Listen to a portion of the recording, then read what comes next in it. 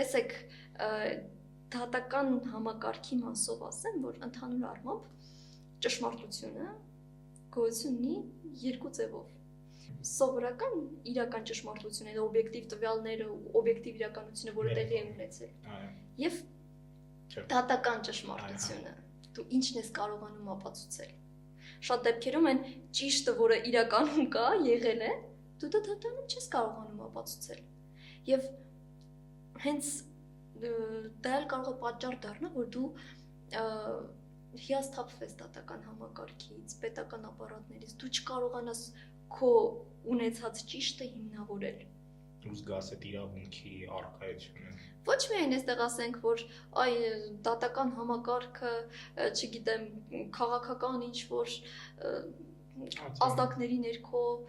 չի իրականացնում իր իրական պարտքը եւ այլ։ Չասենք այդպես։ Շատ դեպքերում ընդհանրապես շահագրգռվածություն չունեցող դատավորը ուսումնասիրելով գործում առկա բոլոր տվյալները, բոլոր ապացույցները հանգում է ինչ-որ մի հետևության։ Օրինակ, բավարար ապացույց չկա հաստատված համարելու այս հանգամանքը։ Ուստի, օրինակ, քո հայցը ենթակա է մերժման։